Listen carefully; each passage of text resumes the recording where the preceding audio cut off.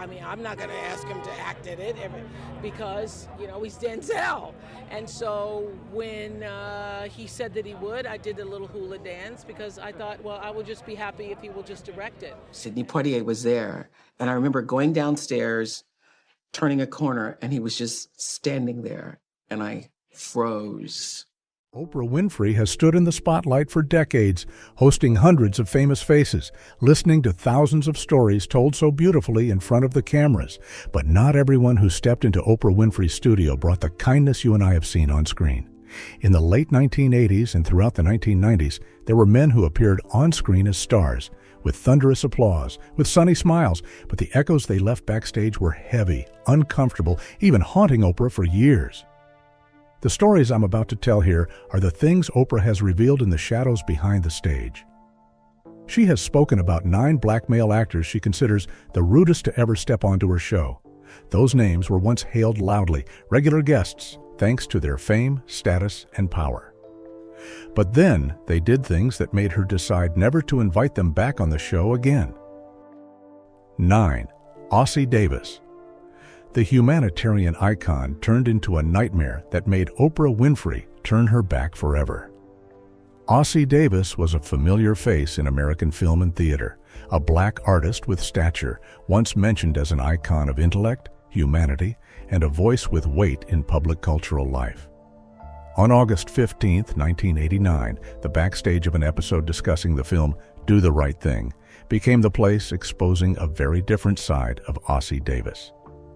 He appeared with Spike Lee and Roger Ebert, bringing fame, prestige, and his usual calm demeanor.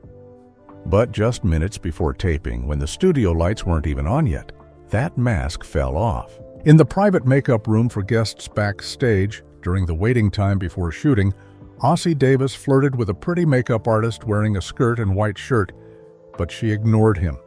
So he deliberately knocked over the entire makeup tray onto her lap, powder cream, foundation spilled all over her skirt. The girl bowed her head and sobbed, her hands shaking. But Ossie Davis looked at the scene with obvious delight. He even scolded her for making his face look ugly, so she deserved punishment. Then he threw out a dismissive remark, saying, "As a woman, you have to handle a little dirt like that." He saw someone else's humiliation as harmless entertainment. A little later, Spike Lee and Roger Ebert went to the bathroom together, so only Ossie Davis was left.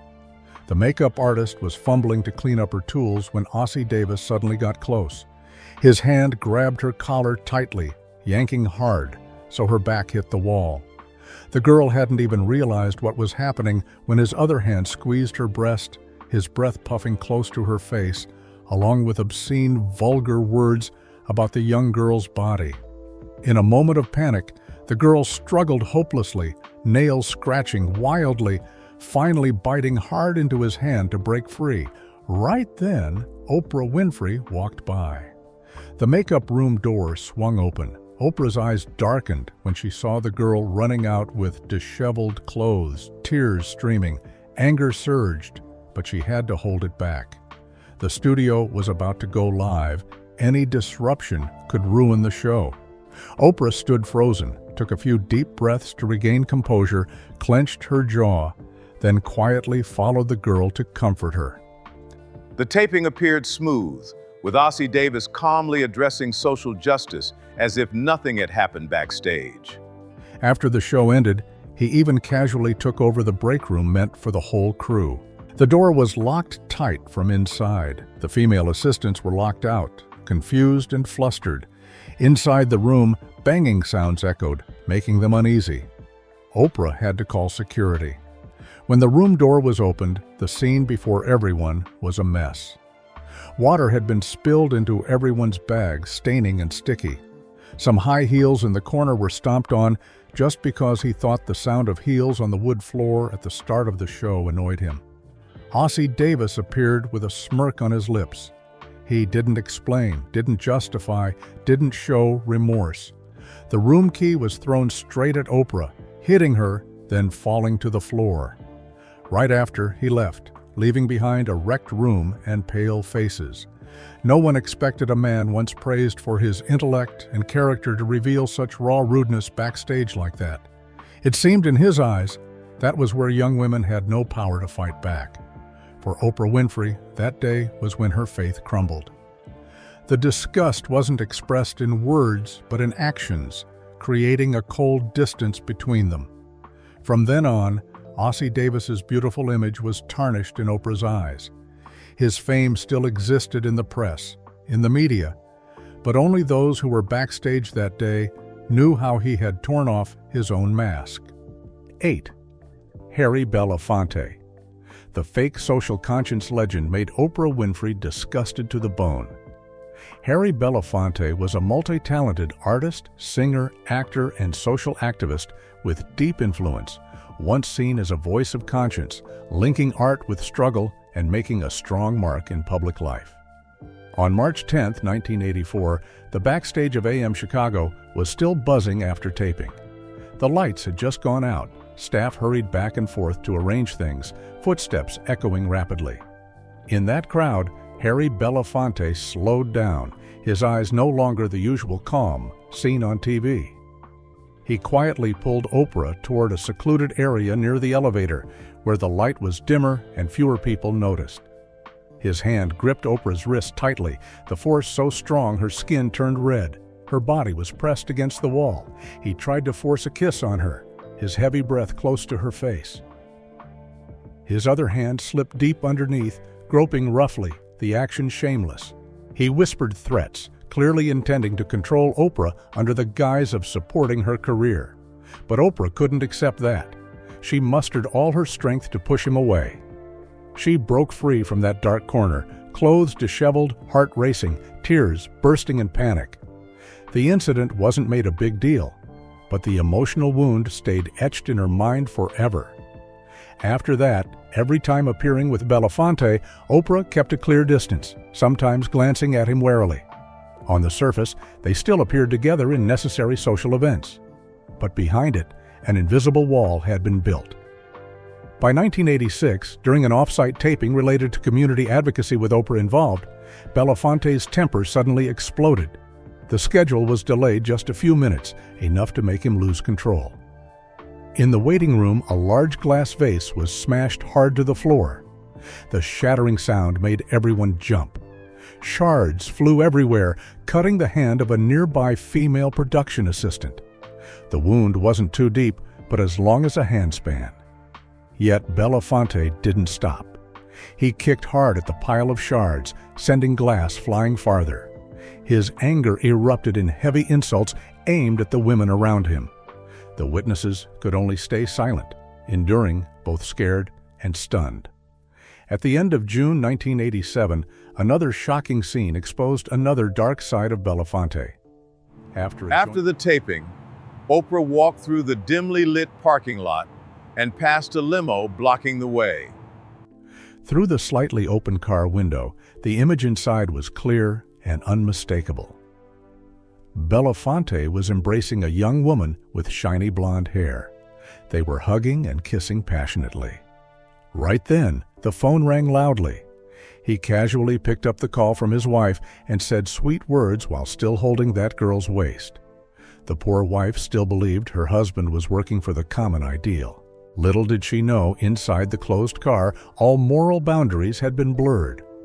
Oprah saw it all, heard it all, and felt nauseous. His despicable behavior had completely shattered her trust. From after that, the change in Oprah's attitude became clearer. She avoided events with Belafonte, and every time mentioning him, the discomfort showed in her eyes. What she witnessed and experienced was more than enough to turn respect into disgust. The image of an exemplary social activist, an artist tied to justice, had cracked backstage like that. For Oprah Winfrey, Belafonte's rudeness wasn't just hearsay or baseless rumors, but disgusting moments she was personally there for. 7. Denzel Washington. The star revealed a dark side like a power monster that made Oprah Winfrey lose all goodwill. Denzel Washington is Hollywood's top film star, a box office guarantee, an actor praised for acting depth and iconic roles, often appearing on TV shows to talk about art and career. In the 1990s, the backstage of the Oprah Winfrey Show episodes with Denzel Washington was always seen as where a big star entered with almost absolute power. When the stage lights went out, applause died down. Backstage was a completely different atmosphere, heavy and tense. On November 5, 1992, right after an episode discussing the film Malcolm X, in the empty dressing room backstage with lights off dark, a 20-year-old female intern was assigned to bring in clothes. At that time, she wore a simple white dress, but as soon as she set down the wardrobe, Denzel suddenly appeared from behind, grabbing her hair tightly, yanking hard so she fell to her knees on the floor. His hand held her head firm, forcing her to perform depraved oral acts. Her body shook in waves, sobs echoing brokenly. Meanwhile, he laughed with glee. The unusual noises during their struggle seeped through the thin wall. Oprah in the next room heard the strange sounds. The door opened. The scene before her made her freeze. No time to hesitate. Oprah rushed in, pulling Denzel away from the girl who was cowering, whole body trembling. She sat slumped on the floor, hugging her knees, face pale, eyes panicked. The matter was eventually kept quiet thanks to power and a compensation cash deal. From that point, Denzel's presence backstage no longer brought Oprah respect or admiration. It turned into vigilance and caution. 4 years later, on September 7, 1996, another taping revealed how Denzel often used violence to dominate backstage. A male assistant accidentally dropped the script while Denzel was sitting shaking his leg in the waiting chair. The paper's fluttering hadn't stopped when Denzel aggressively lunged. A punch landed straight to the male assistant's face, the move quick and skilled. Noseblood spurted.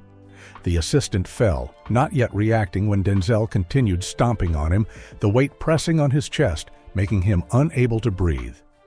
The horrifying scene appeared on the monitor, witnessed by Oprah and others in the control room. But no one dared say a word. Only Oprah decided to step up. She went to stop Denzel immediately. All activities after were paused. The victim was taken for emergency care in a dazed state with heavy bleeding. The studio air then was thick, everyone avoiding looking straight at Denzel. On the evening before New Year's Eve, 1998, after a late taping, Denzel casually went to the parking lot. Yellow lights cast on the damp, cold concrete. Following behind him was a young, charming makeup artist wearing a seductive red dress. The car door slammed shut quickly, isolating the two from the outside world. In a short 15 minutes, she was forced into hasty and rough sex. When done, the girl was pushed out without mercy, her steps staggering, nearly falling. Her high heels were thrown after, clattering to the ground. Right after, the car drove off, leaving the girl sitting slumped, tears flowing uncontrollably. Oprah just happened to pass that area and saw Denzel's car glide by. She looked toward the parking lot and saw the girl sitting by the roadside, eyes red, hands trembling, hugging herself tightly. No need for much questioning. The picture was too clear. That was the moment the last bit of goodwill from her toward Denzel vanished. What Oprah witnessed throughout that decade became a heavy chain of memories in her heart. Denzel's actions were enough to slam shut all doors of friendship. A big star, used to being hailed for his warm heart, had used backstage power to impose, hurt, and demean others. For Oprah Winfrey, the disgust toward that rude man couldn't be put into words. 6. Danny Glover. The upright model completely opposite to the malice backstage that stunned Oprah Winfrey. Danny Glover is a veteran Hollywood actor, familiar face in many big works, often appearing as an upright man, tied to film, social activities, and roles leaving lasting marks. In 1998, when the Oprah Winfrey Show episodes around the film Beloved were prepared to air, backstage was always tense like a taut string. The already busy schedule became even heavier when Danny Glover appeared. He walked through the backstage door with his public familiar demeanor. But as soon as that door closed, people saw a completely different face. Right before airtime on March 14th, in the tech area, lights were being adjusted one last time. A male tech staff stood near the wall, holding the control board professionally. Let me introduce to you, this guy had been doing lighting adjustments for 5 years, not a newbie. But just because the light shining on the floor wasn't to his liking, Glover lunged and shoved hard, making the staff lose balance, back hitting the wall. His head also banged hard, then his whole body slid to the floor. Not stopping, Glover kicked a few more times into the stomach while the other was curled up. The noise drew attention. Oprah ran over. Seeing the scene, she immediately called medical. The injured was taken away unconscious.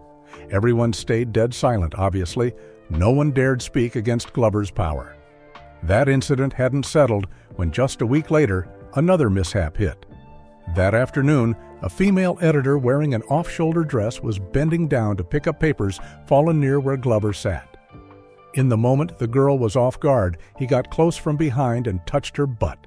She jumped, panicked, standing up and slapped his hand away, but Glover's response was a laugh, light and shameless, as if the groping was just a harmless joke.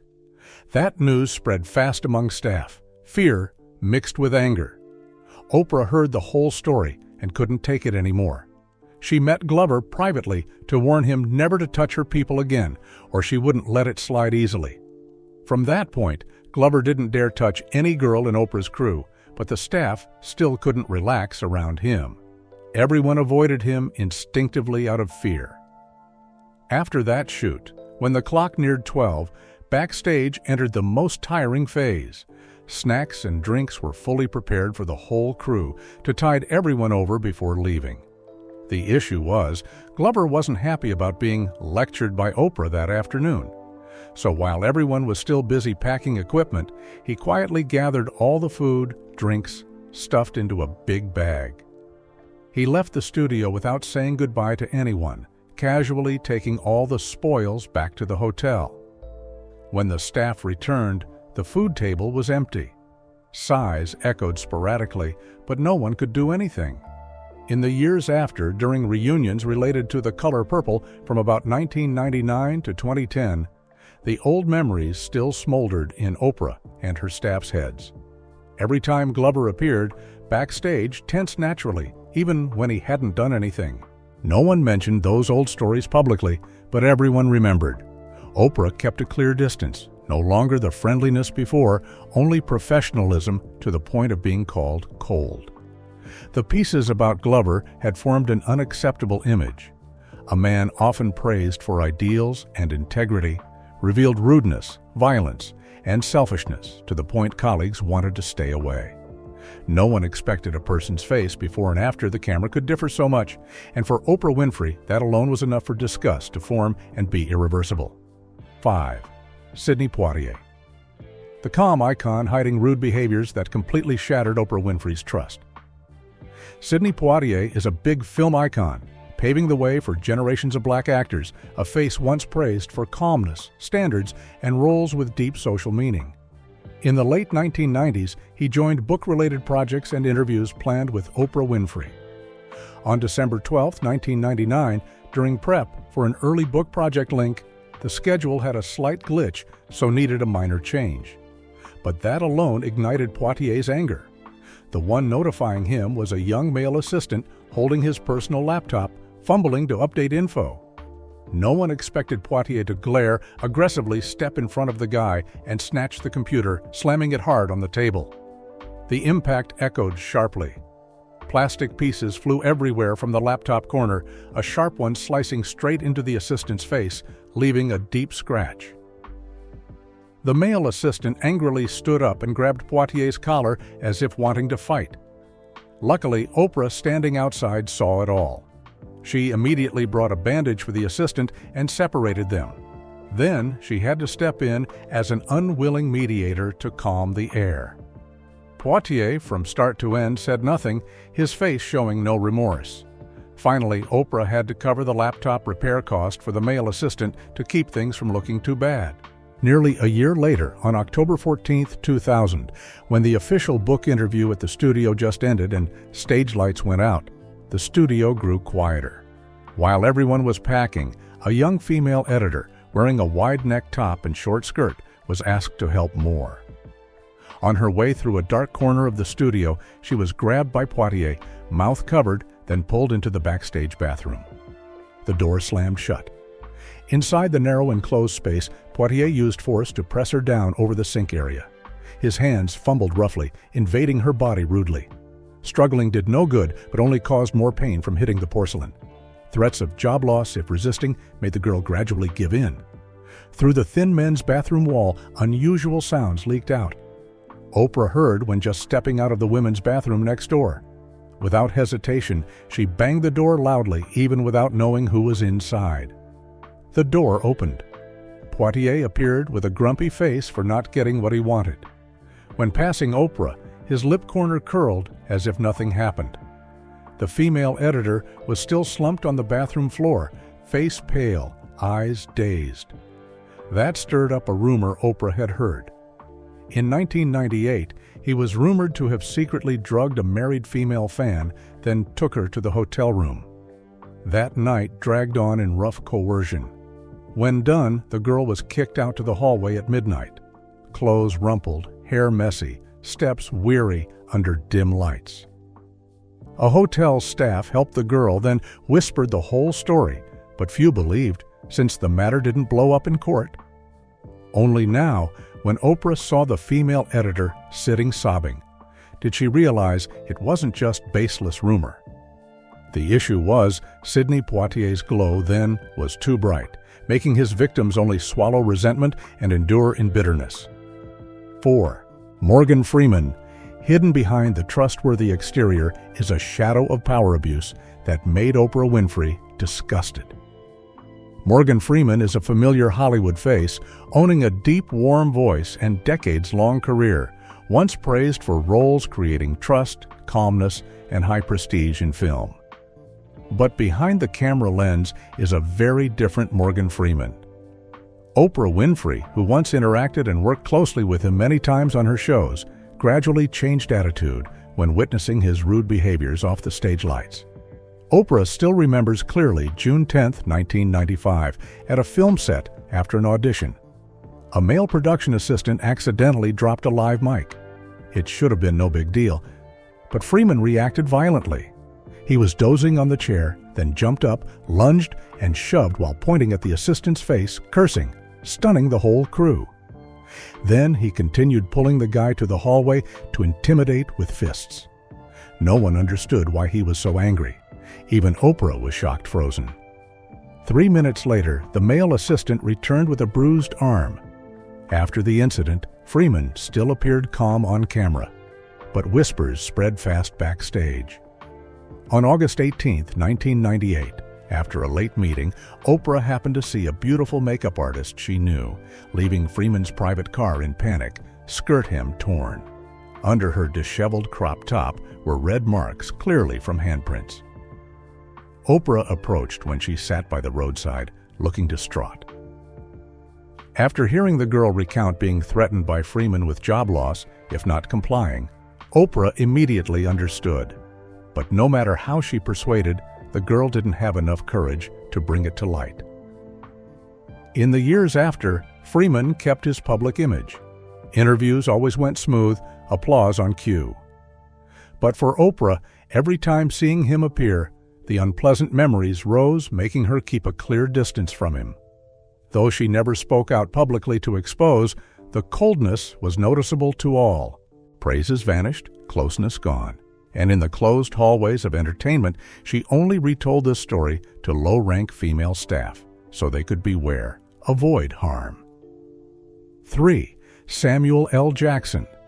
The strong personality star revealed a violent dark side that made Oprah Winfrey turn away in deep disappointment. Samuel L. Jackson was once seen as America's film-strong icon, familiar face in many hit films, from gritty roles to the image of a personality man, straightforward and always grabbing attention every appearance. But behind the studio lights, there were moments Samuel acted so rudely that witnesses couldn't believe it could happen.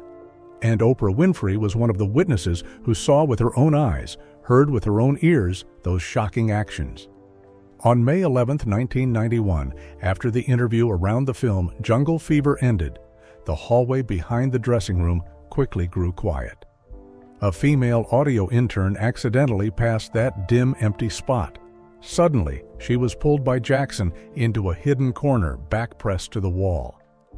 He leaned close, breathing alcohol into her nose, then tried to kiss her, but she fought back fiercely. Frustration rising, Jackson pulled a small knife from his pocket and pressed the cold, sharp tip to the girl's side. Her thin, white shirt heaved with her panting breaths.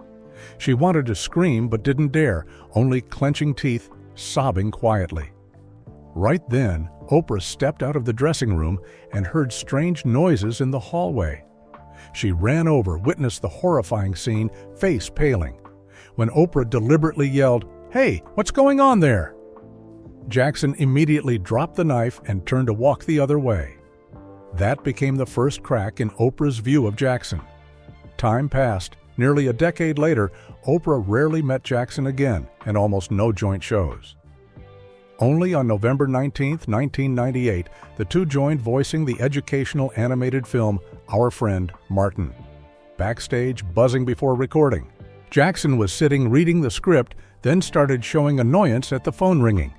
He went to a female staff and snatched the cell phone from her hand because work needed quiet. The girl hadn't reacted when the phone was smashed hard to the floor, shattered. Another girl nearby got hit on the foot by the bouncing phone. Jackson saw, but didn't apologize.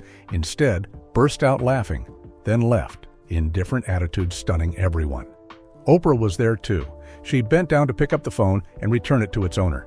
At the same time, she reassured the two scared girls. When Oprah found Jackson and tried to mediate, she only got a shrug of indifference. That moment, her tolerance hit bottom.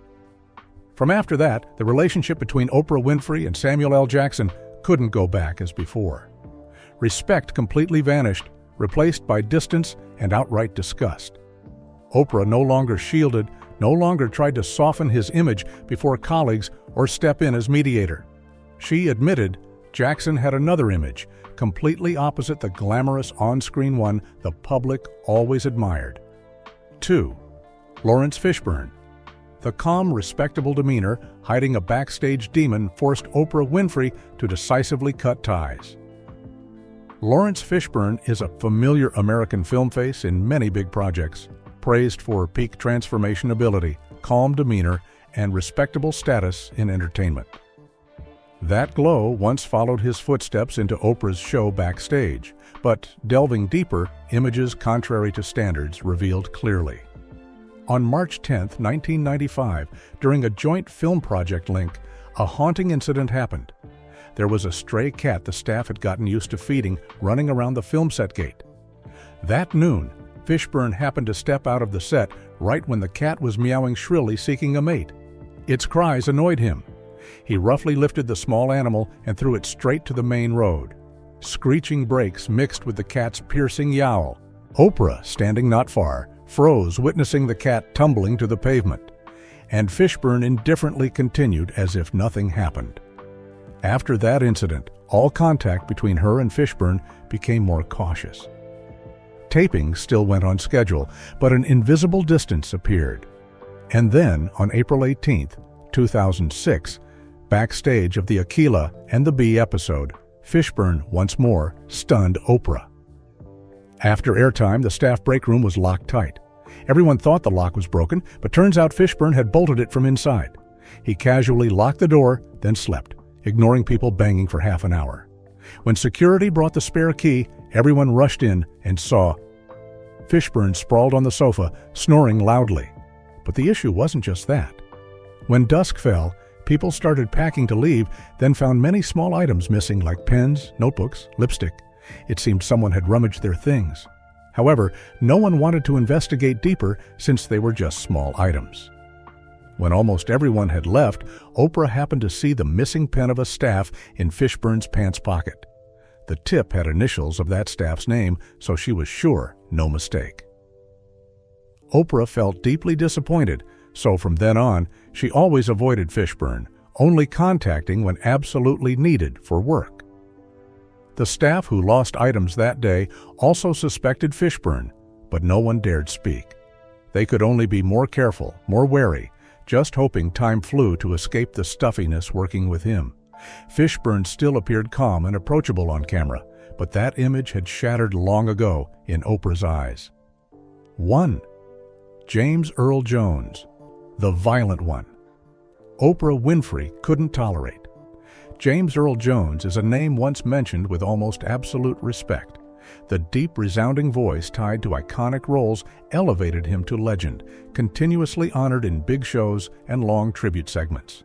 On September 17, 1993, backstage after a special segment honoring the legendary voice, everyone was tense working with an admirable icon. Maybe from nerves, a young male tech fumbled adjusting the mic slower than expected. Just for that, James Earl Jones showed annoyance.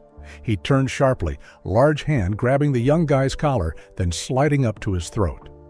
The guy's body was lifted off the ground, face turning purple, limbs flailing hopelessly. Everyone panicked, rushing to intervene. Oprah immediately called security to separate them. When they rushed in, it took 3 people's strength to pull Jones off the tech about to pass out. After, the matter was settled with private compensation and threats from Jones. The whole staff also knew to stay silent to protect their jobs. 2 years later, on November 5, 1995, backstage prep for a short interview around The Lion King, the air was extremely tense from rushed schedule. A young female server brought a coffee tray in, graceful figure gliding on eye-catching red high heels. James Earl Jones, pleased, looked at the girl's shapely legs while sipping coffee. The next second, his face darkened. He raged because the coffee was cold, though it wasn't. The whole drink tray was flung straight at the girl. Coffee splashed everywhere. She jumped, slipping to the floor, tears mixing with the coffee stream. Heavy insults poured from Jones's mouth as if he was used to cursing women, despising them as lowly, only for serving men. Oprah heard the cursing from the hallway. She hurried over, then knelt by the girl, using water to rinse the light burn from hot coffee and reassure the sobbing girl. Seeing Oprah appear, Jones didn't make more fuss, but quietly left. He acted like a coward who only bullies those weaker. Of course, his oppressing staff backstage wasn't just once or twice. After many times witnessing Jones's impulsive actions showing his bad temper, Oprah's attitude changed markedly. She kept maximum distance from him. Praises for Jones no longer came from her. For Oprah, legend James Earl Jones still lived on stage in millions of fans' eyes, but he had died in her heart long ago. What was just shared might have made many uncomfortable. But that's also why these stories need retelling, not to smear anyone, but to look straight at the dark side of glow and power. If you've followed Oprah Winfrey's shows in that period, surely you'd be shocked because backstage stories differ far from on-screen. What do you think about what happened behind the cameras? Leave a comment below sharing your views, and don't forget to subscribe to the channel to not miss upcoming videos, where we continue stripping the dark sides in the celebrity world.